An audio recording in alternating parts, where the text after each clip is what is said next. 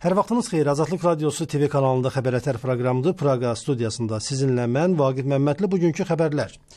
Bakıda ATƏT Parlament Assambleyası Daimi Komitəsinin 23-cü sessiyası keçirilir. Sessiyada Bakıda ATƏT-in ofisinin açılmasına yol açan düzəliş təklif olunub və səs verməklə qəbul edilib. Sessiyada həmçinin Azərbaycan, Belarus, Qazaxıstan və Rusiyada daxil olmaqla bir çox ATƏT ölkələrində müxalifətçilər və hüquq müdafiəçilərinin həbs atılması, Ukraynadakı vəziyyət, Rusiyanın qərarlara veto qoymaq hüququnun məhdudlaşdırılması və digər məsələlər müzakirə olunub.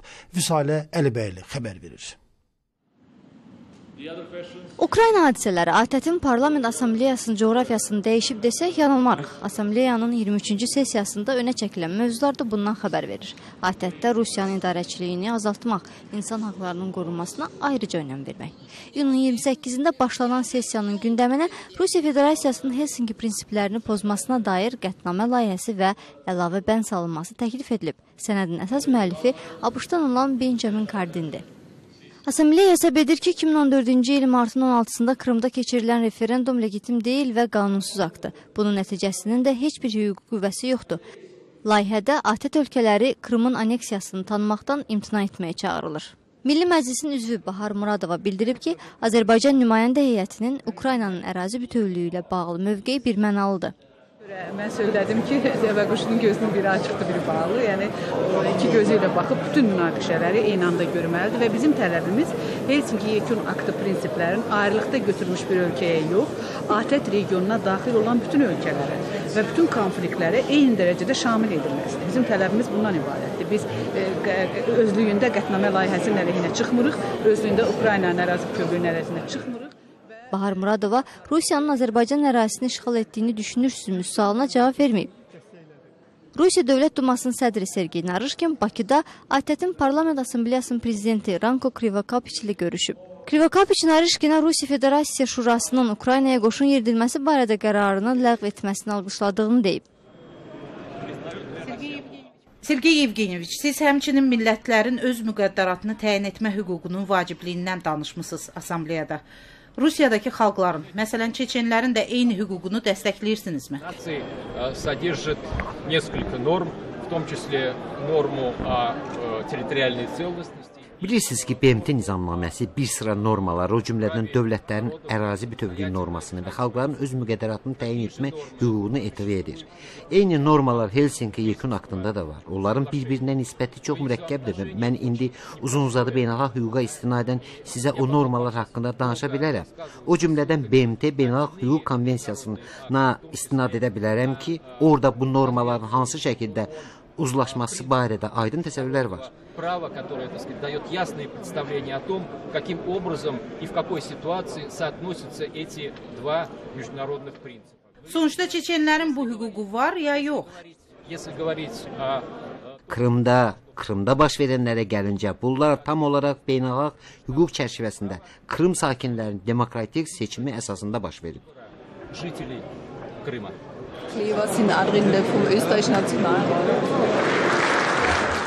Plenar iclasının açılışında Prezident İlham Əliyev də çıxış edib.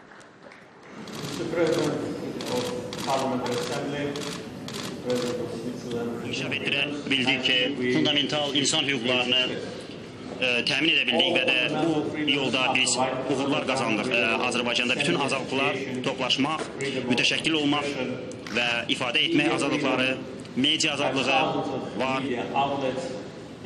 Yüzlərlə media nəşrlər Azərbaycanda var, internet azaddır. Bizim əhalimizin yarısından çoxu internet istifadəçiləridir. İyunun 29-da sessiya bənzər və bu fikirlərə əks olan çıxış və müzakirələrlə davam edib. Reportyorların azadlığı və təhlükəsizlik institutunun rəhbəri Emin Hüseynov hazırda Azərbaycanda 10 jurnalistin həbsdə olmasına diqqət çəkib.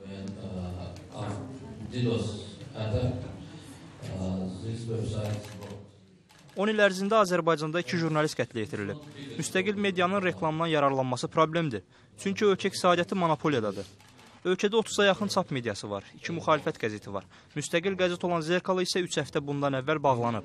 Azərbaycan hökuməti beynəlxalq qurumları inandırmaq istəyir ki, bizdə internet sərbəstdir, media tam azaddır. Düzdür, internetə çıxışımıza məhdudiyyət qoyulmayıb, amma internetdə yazan 6 blogerimiz həbsdədir.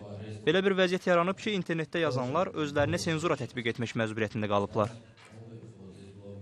Müzakirələrə qatılan Azərbaycan parlamentinin vitse-spikeri Bahar Muradova Azərbaycanda öz fikirlərini deməkdən çəkinməyən gənc vətəndaş cəmiyyəti üzvlərinin olduğu ilə fəxr etdiyini deyib. Müxtəlif ölkələrdən 300-ə yaxın parlamentarinin qatıldığı sessiya 5 gün davam edəcək. İyulun 1-dəki sessiyada Ukraynadakı böhran ayrıca müzakirəyə çıxarılacaq. Sessiyanın sonuncu günü iyulun 2-sində Bakı bəyəmnaməsi qəbul ediləcək. Bu bəyəmnamədə siyasi təhlükəsizlik, insan hüquqları və iqtisadi məsələlərlə bağlı tövsiyələr yer almalıdır.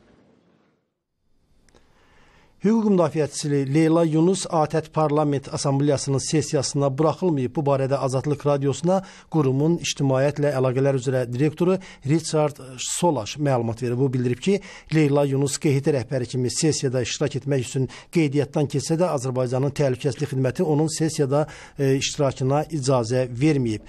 Solaşın sözlərinə görə ATƏT adətən bu cür beynəlxalq konferanslarda yerli Təhlükəsizlik Xidmətinin qərarları ilə razılaşır. ABŞ-ın Mississippi ştatından olan Respublikaçı senator və Helsinki komissiyasının üzvü Roger Wicker sessiya çərçivəsində Rusiyanın Ukraynaya təcavüzü ABŞ-la Azərbaycan arasındakı strateji tərəfdaşlıq, Azərbaycanda jurnalist və hüquq müdafiəçilərin həbsi, insan haqları və demokratiya ilə bağlı Azadlıq Radiosunun suallarını cavablandırıb. Birləşmiş Ştatların Mississippi ştatından olan Respublikaçı senator, Helsinki komissiyasının aparıcı üzvü Roger Wicker, Azadlıq Radiosunun Rusiyanın Ukraynaya təcavüzü, Birləşmiş Ştatlar, Azərbaycan strateji tərəfdaşlığı, insan haqları və demokratiya məsələləri ilə bağlı suallarını cavablandırıb. Bakıya ilk səfəriniz deyil, sizi Azərbaycana gətirən nədir? Gəlişimin səbəbi Avropada Təhlükəsizlik və Əməkdaşlıq Təşkilatının sessiyasında iştirakdır. Birləşmiş Ştatlarda oxşar qurum Helsinki komissiyasıdır. 57 Avropa və Avrasiya dövlətini birləşdirən qurumun Parlament Assambleyası Bakıda toplaşır. Ötən il Bakıya senator və konqresmenlərdən ibarət nümayəndə heyəti ilə gəlmişdim. Parlament Assambleyası ilə İstanbulda görüşdük, daha sonra Bakıya ilk səfər etdik. Məncə, ATƏT Parlament Assambleyasının tədbirinə ev sahibliyi etmək Azərbaycan üçün böyük şərəfdir. Bilirəm ki, bir sıra maraqlı tədbirlər olacaq, gələn il Avropa Olimpiya oyunları keçiriləcək. Məncə, bu, Bakının gözəl şəhər olduğunu, burada gedən tərəqqini, eləcə də Azərbaycanın regiondakı çətinliklərini dünyaya göstərmək, ölkəni dünyaya təqdim etmək, məlumatlandırmaq üçün bir fürsətdir. The country and also to provide education to the rest of Europe. Bu regionda, eləcə də keçmiş Sovet İttifaqı ərazisində insanlar Rusiyanın Krımı ilhaq etməsindən, Rusiyanın Şərqi Ukraynada və digər yerlərdə davranışından çox narahatdır. Böyük təzyiq hiss edirik. Sizcə, Birləşmiş Ştatlar bu təzyiqi önləmək üçün yetərli iş görürmü? This pressure that we are all feeling, we are under. First of all, let me say that we are all concerned about this and it's Hər şeydən öncə deyim ki, hamımız bundan narahatıq. Tamamilə anlaşılandır ki, bu regionun insanları narahat olacaqlar. Əlbəttə, Azərbaycan çox mürəkkəb, çətin bölgədə yerləşir. Şimalda Rusiya, cənubda İran, qərbdə mübahisəli ərazilər var. Bu baxımdan bu regionda insanların narahatlığı tamamilə anlaşılandı. Çərşənbə axşamı Parlament Assambleyasına Marylanddən senator Benjamin Cardinin müəllif olduğu qətnamə təqdim edəcəyik. Avropanın müxtəlif yerlərinə bu qətnaməyə sponsorluq edirlər. Qətnamədə əsasən vurğulanır ki, Ukraynanın işğalı, Krımın aneksiyası Helsinki prinsiplərinin aydın şəkildə pozulmasıdır. Fikrimcə, bu ATƏT-i formalaşdıran Helsinki prinsiplərinin 1975-ci ildə yekun aktın qəbulundan bəri çox ciddi pozuntudur. Bu, Avropa üçün böhrandır, hüququn aliliyinin böhranıdır. Bu böhran ortaya suveren dövlətlərin ərazi hüquqları, sərhədlər daxilində öz müqəddəratını təyin etmə, Krımda qondarma referenduma yenidən baxılması, Ukrayna konstitusiyasına uyğun keçirilmədiyi üçün tamamilə etibarsız sayılması kimi bir sıra suallar çıxarır. Biz Rusiyanın Ukrayna və Krımda hərəkətlərinə ATƏT-in 1975-ci ildə qəbul olunmuş yekun aktının bütün prinsiplərinin pozulması kimi baxırıq.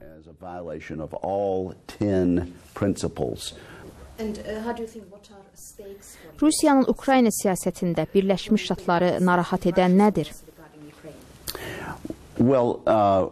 Birləşmiş Ştatlar Avropada təhlükəsizlik sarıdan çox narahatdır. Bu səbəbdən ABŞ Helsinki sazişlərini imzalayıb. Bu səbəbdən Birləşmiş Ştatlar Avropada iştirak edir. Bu qitədə çox güclü diplomatik iştirakı var. Risklər çox yüksəkdir. Rusiyanın qonşularına edəcəyi istənilən prosesin NATO-ya təsiri var. Sabitliyə gəlincə, bizim ATƏT və Avropadakı müttəfiqlərimiz bir dövlət digər suveren dövlətin ərazisində gücdən istifadənin mümkünlüyü barədə danışmağa başlayırsa, bunu həmin ərazidəki etnik ruslara görə etdiyini deyirsə, bu 1930-cu illərdə baş verənləri xatırladır. Bütün dünyada müxtəlif etnik tərkibli ölkələr var. Əslində, bir çox ölkələr müxtəlif etnik tərkiblidir. Buna görə Rusiyanın başqa bir dövlətə girib, onun sərhədlərini pozmağa haqqı çatdığını deməsi tamamilə qəbul edilməzdir. Bunu həmin sərhədlər daxilində yaşayan etnik rusları qorumaq bəhanəsi ilə, güclə, silahla etməsi qəbul olunmazdır. Bu, nə zaman, harada dayanacaq? Baltik ölkələrində bitəcək, axı orada da etnik ruslar yaşayır. Biz cənab Putinin inadkarlığından, onun Avropa və ABŞ-ın BMT və Helsinki xartiyasının normalarına qarşı açıq-aşkar çıxmaq istəyindən narahatıq.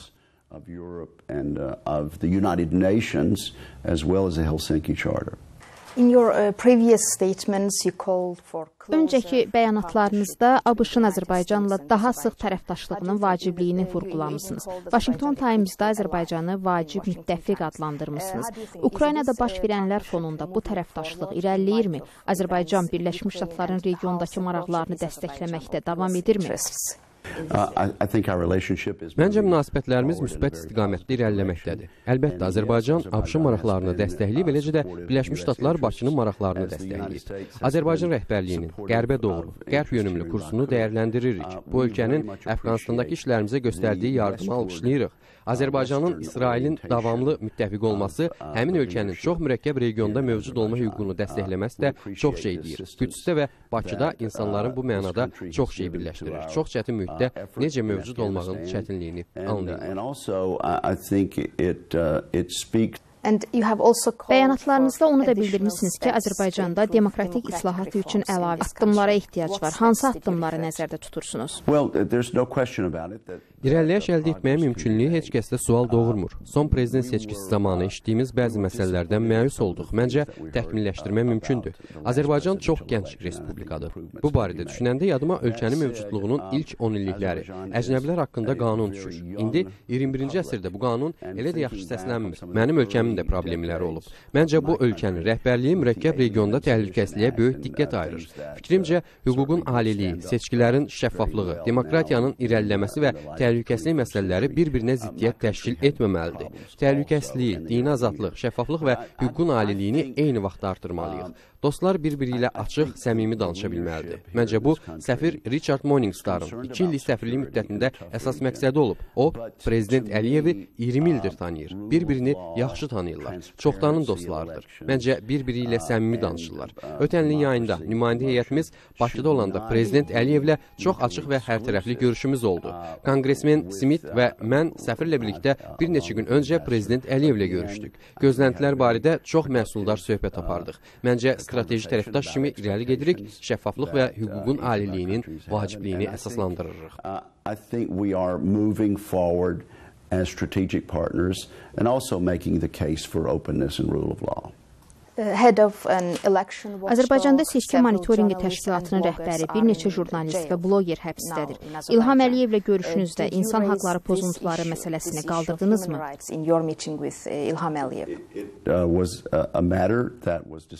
Bu məsələ müzakirə olunub. ABŞ Dövlət Departamenti və ABŞ nümayəndə heyəti ümid edir ki, irəliləyiş olacaq. ABŞ siyasətini tənqid edənlər deyir ki, ABŞ-ın Azərbaycanla münasibətlərində enerji və təhlükəsizlik məsələləri əsas götürülür. İnsan haqları, yaxşı idarəçilik və korrupsiyaya elə də diqqət ayrılmır. Bu tənqidə necə cavab verərdiniz? Deyərdim ki, Azərbaycana yanaşmamız çoxşaxəlidir. Xarici siyasətdə bir məsələni, bir sahəni digərindən üstün tutmuruq. Müttəfiqlərimiz arasında çatışmazlıqlardan, ortaq təhlükəsizlik, maraqlardan eyni vaxtda danışırıq. Məsələlərə bütöv kontekstdə yanaşmalıyıq. Məsələn, mən düşünürəm ki, ABŞ Dövlət Departamentinin İran seçkiləri barədə coşqu ilə danışması, Azərbaycanda prezident seçkisini tənqid etməsi səhv yanaşma idi. Eyni pozuntular regiondakı digər ölkələrdə də var. Azad və şəffaf seçkilər, hüququn aliliyi baxımından hamının irəliləməsini istərdik. Bu, narahatlıq doğuran problemdir. Diqqətdə saxlayırıq. Gənc demokratiyaların tarix boyu bu nöqsanlarla necə mübarizə apardığını anlamağa çalışırıq. I thought, for example, that it was a mistake. Demək istəyirsiniz ki, Birləşmiş Ştatlar strateji tərəfdaşlıq naminə seçki pozuntularına göz yummalıdır? Not at all. As a matter of fact, the United Qətiyyən, Birləşmiş Ştatlarda nəşr olunan tənqidi bəyanatda seçki pozuntuları açıq-aydın göstərilmişdi. ATƏT-in göndərdiyi müşahidəçilər seçkinin keçirildiyi, bizdə dərin məhsulluq doğuran məqamları açıqca göstərdilər. Dediyim odur ki, bir ölkəni irəliləyiş vacib olan bir regionda digərlərindən ayırmaq yanlışdır. Eyni zamanda Azərbaycan rəhbərliyinin əldə etdiyi tərəqqini müsbət aspektlərdə vurğulamalıyıq. The way Azerbaijan and the leadership has moved forward. Birləşmiş Ştatlar Rusiyanın keçmiş Sovetlər Birliyi və Şərq bloku ərazisində təbliğatını önləmək üçün hansı daha səmərəli addımlar ata bilər? Well, Məncə, bugün Azadlıq Radiosuna verdiyim müsahibə bu mənada önəmlidir. İctimai əlaqələr hələ də xarici siyasətin mühüm hissəsidir. Bunun vacibliyini anlamalıyıq. ABŞ-da Beynəlxalq Yayım Şurası ilə danışmışam. Aydın şəkildə bildirmək lazımdır ki, hədəfi Avropa və Avrasiyadan Sakit Okeana doğru yönəltmək hazırda məqsədə uyğun sayılmır. Məncə, bu qurumlar çərçivəsində davamlı ictimai əlaqələr diplomatiya üçün çox vacibdir. Through organizations such as this are very important.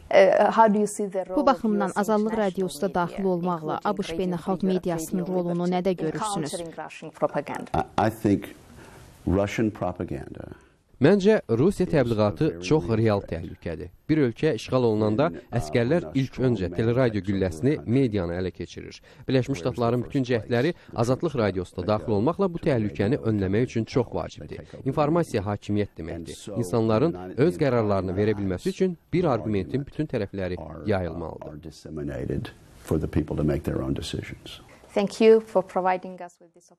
Müsahibəyə görə təşəkkür edirik. Buyurun.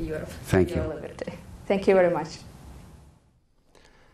Azərbaycan dayanıqlı iqtisadi inkişafa nail olub, ölkədə demokratik və ədalətli dövlət qurulub. Bunu Azərbaycan Prezidenti İlham Əliyev korrupsiyaya qarşı mübarizə, beynəlxalq standartlar və milli təcrübələr mövzusunda Bakıda keçirilən beynəlxalq konferans iştirakçılarına müraciətində deyib. Amma İlham Əliyev korrupsiyanın bugün dünyada başlıca problemlərdən biri olaraq qaldığını vurğulayıb. Transparency International təşkilatının ötən ilki hesabatına görə Azərbaycan korrupsiyaya görə 177 ölkə arasında 128-ci yerdədir və bu Misir və Tunis kimi ölkələrin göstəricilərindən aşağıdır. Bakının keçmiş Sovetski məhəlləsi hasarlanıb. Sakinlərin sözlərinə görə buna səbəb həmin ərazidə yaşayanların çoxunun təklif edilən kompensasiya ilə razılaşmasıdır. Amma bununla razılaşmayan, evindən çıxmaq istəməyən sakinlər də var və onlar yolların bağlanması, qazın kəsilməsinə etiraz eləyirlər. İslam Şıxəli xəbər verir.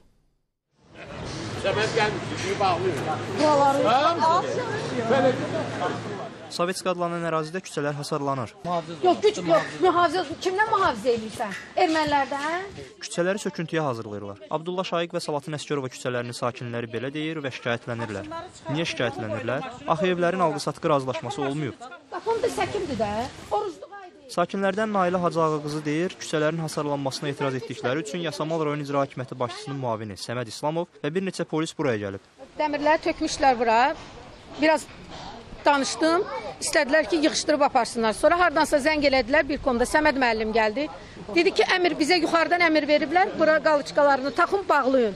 Dedim ki, mən dayanmışam, mənim evimin qabağıdır, bağlamayacaqsan. Dedi ki, güc tədbiq eləyərəm sənə, keçərsən. Kimliyini açıqlamasa da hasarlama işinə rəhbərlik etdiyi aydın sezilən şəxs Azadlıq Radiosuna müsahibə verməkdən boyun qaçırdı. Deyil üzrsən, qapını alın. Alala getməyəcəksən qabağa. Hasar alın. Yox, qabağa getməyəcəksən alala. Qapıda yer qoyulur. Qabağda elə bir yer var ki, orada qapı yoxdur. Hasar zad yoxdur. Sən bura enli küçədə alırsan. Rəhbərlik edən gəlmişdi, bura cavablarını da verdi. Siz məsul şəxs deyilsiniz. Daha sonra Azəryol Servis Açıq Səhmdar Cəmiyyətinin işçilərinə işi hələlik dayandırmaq tapşırıldı. Başqa bir məsul şəxsin Azadlıq Radiosuna replikası sakinlərdən narazılıq doğurdu. Bir də açıqlama verəriz də zəhmət olmasa. Burada dövlət əmniyyətinə pakt salınacaq. Ona görə bağlayırsınız buranı? Təhlükəsizliyə görə ki, əhalinin təhlükəsizliyi bəs, şey olsun. Adamlar köçməyə razılaşmayıb bax hələ. Razılaşıblar. İndi deyirlər, razılaşmayıblar. Razılaşıblar, adamlar çox. Bizim yerimizə nöşlansın. Mən razılaşmışam, gəl, zaboru çəksən orada. Kim razılaşsın? Sən tezlik gəlmə verir. Nə pozublar, bax görsən. Sakinlər deyir, Sovetskinin indiki dərdi təkcə hasarlanma ilə bitmir.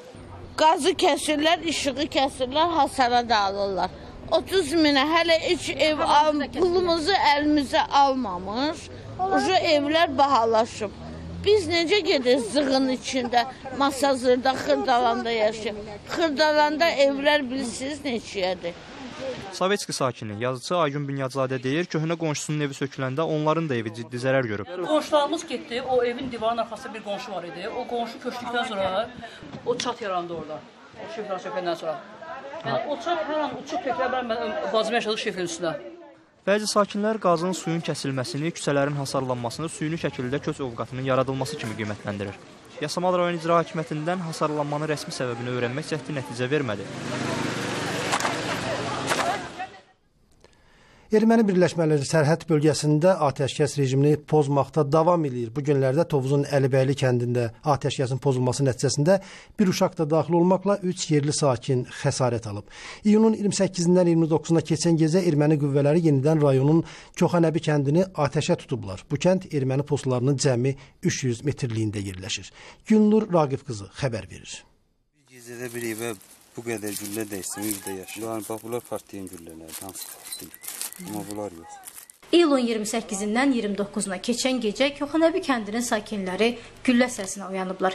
Daha sonra malqaranın atəşə tutulduğu anlaşılıb. Tovuzun erməni postlarından cəmi 300 metr məsafədə olan Koxanəbi kəndində köhnə uçuq evlərlə yanaşı Tağıyevlər ailəsinin dağ ətəyində yerləşən malqara tövləsi və bura bitişik 2 otaqlı evi də atəşə tutulub. Ailənin oğlu Ruslan Tağıyev belə deyir və tövlədə bağlı olan 2 inəyə də güllə dəydiyini bildirir. Ölən inəyi ora bağlamışsınız? Ölən inəyi bağlamışdı. Ölüm vəziyyəti buradaydı. Buradan da güllə keçir. Güllənin izidir? Tağıyevlər ailəsinin tövləsinə bitişik ev erməni postlarından apaydın görünür. Hə, o da postu, onu bağın böyle zilvəlik də postu. Erməninin də bax o. Bizimki bu bağındı qadınların. Ya postdan sizin eviniz tam aydın görünür. Ağzının içindəyik dana biz, bax. Ruslan Tağıyevin sözlərinə görə indiyədək evlərinə atılan güllələrin sayını itiriblər. Dam örtüklərində də, evlərin ayna qapısında da tutar qalmayıb. Ötən gecə bir neçə saatlıq atışmada evlərinə nə az, nə çox 8 pulemyot gülləsi dəyib. Axşam saat 1-dən başlayıb, saat 4-ə kimi. Erməni gülləliyim, mən eşiyə qravatın altına girmişəm, eşiyə çıxıb işdə heyvanıma da baxamamışam. Bir də o vaxtı saat 4-də atışma dayanıb. Dayanıb işi çıxan döymüşəm, inəyimin birini öldürüb, birini də yaralayıb. Onu and olsun Allaha, o ölən inəyimi mən kredisindən almışdım. Hələ onu mən kredisini 2 ayını vermişəm qalanında. Nə Qranis kənd yaşayır. Hökumət sağ olun, indi gəlib erməni qalanı kəsəsdir hökumət. Beləncə şeylərdə bir imkanı olmayana köməklik eləyərlər, bir heç olmasa da. Buna imkanlar çatar, amma erməniyə deyəs deyirlər ki, sən atma. Onlar yaşayır. Biz də, məsələn, mən geyib, bax, heç satmasam belə, beləcə də çıxıb kvartirant kimi bir yerə sığına bilərəm də. Amma alınmır. Nənəmiz, babamız yatdığı qəbirstanlik buradır. Mən köçəndə məndən Qoraqçı kətdə məcburdur köçə. Ondan Qoraqçı kətdə belə torpağımızı verməklədir cümlə. Amma köməklik eləsələr lap yaxşı olar, eləməyən məsələdə. Nə aləsi, heç kətçilikdə bir tərif yenə birini tapıb düz qoş yeyib saxlayacaq. 2 uşağını bu kənddə əlinin zəhməti ilə dolandıran Süreyya Tağıyeva indi krediti necə ödəyəcəyindən narahatdır. O ailələrinə maddi yardım umur. İstəyir ki, onlara dəymiş zərər ödənsin. Mən hələ ki bu kətdə erməni adam da öldürüb, heyvan da vurub, hələ bu kəndə o haqda yardımca eləyən olmuş. Arif qaytardım tək qadınam. Bax elə, o da elə etdi heyvanı. Qaldım zuluma. Ad familiya. Koxanəbi kəndində biçim vaxtıdır. Gənc sakinlərdən Miralim də deyir ki, biçənəkdə işləyən kimi ermənilər gülləyə tuturlar. Ona görə gündüzün gündüz çağında da işləməyə, gizli yollarla kolların arası ilə getməyə məcbur qalırlar. Tovuz rayon icra hakimiyyəti başçısının müavini Fikrət Tağıyev deyir ki, sərhəd kəndlərində vaxtaşırı malqara da tələf olur, insanlar da yaralanır. O hər gecə atılan güllələrdən evlərin dam örtüyünün sıradan çıxmasına da diqqət çəkir. Zərər görən ailələrə yardım məsələsinə gəlincə Fikrət Tağıyev deyir ki, yaralanan sakinlərə icra hakimiyyətində daxili imkanlar hesabına yardım göstərilir. Mal və mülkiyə dəyən ziyanı rayonun fövqəladə komissiyası qeydə alaraq Nazirlər Kabinetinə göndərir. Kənd sakini Ruslan Tağıyev isə kredit götürüb 1000 manata aldığı inəyin ölümü ilə hələ bir nəfər rəsmi şəxsi maraqlanmadığını söylər. Onun anası Süreyya Tağıyeva deyir ki, o biri mal heyvanın süd və qatığına qalıb ümidləri. Bəlkə ağartı satmaqla krediti ödəyələr və dərhal da sözlərinə əlavə edir. Digər malqara atılan güllələrdən qorunub sağ qalsa. Moskva sakini Yegor Şerbakovun qətlində şübhəli bilinən Azərbaycan vətəndaşı Orxan Zeynalovun məhkəməsi başlayıb. Moskvada keçirilən prosesdə ona qarşı rəsmi ittiham elan olunub. Orxan Zeynalov ittihamı rədd edib və hadisə baş verən gün Moskvada yox, Kolomba şəhərində olduğunu bildirib. Qeyd edək ki, hadisə ötən il oktyabrın 10-da baş verib. Həmin hadisələrdən sonra Moskvada kütləvi ixtişaşlar baş verdi və polis miqrantlara qarşı reydlər keçirdi. Xeyli adam ölkədən deportasiya olundu. Və sonda Rusiyanın dövlət televiziyası olan 1-ci kanalın 68 yaşlı əməkdaşı Anatoliy Klyan Donetskdə öldürülüb. O, regionda gedən döyüşlərdə həlak olan 3-cü Rusiya jurnalistidir. Ukrayna prezidenti Petro Poroshenko'nun isə iyunun 20-sində elan etdiyi atəşkəs rejimi iyunun 30-da başa çatıb. Qeyd edək ki, artıq xeyli vaxtdır ki, Ukraynanın şərqində Rusiya pərəst yaraqlarla Ukrayna ordusu arasında döyüşlər gedir və Poroshenko dialoqa getmək üçün bir tərəfli qaydada atəşkəs elan eləmişdi. Bu saat olan xəbərlər bu qədər. Xəbərləri mən çatdırdım. Vaqif Məmmədli Azadlıq Radiosu saytında hər gün yeni xəbərlərlə tanış ola bilərsiniz. Saytımıza mobil telefonla da baxmaq olar. Bundan başqa bizi Facebook və Twitterdə izləmək olar. YouTube portalında isə videolarımıza baxa bilərsiniz. Sadəcə Azadlıq Radiosu yazmaqla bizim bütün sosial şəbəkələrdəki səhifələrimizə girə bilərsiniz. Azadlıqda qalın.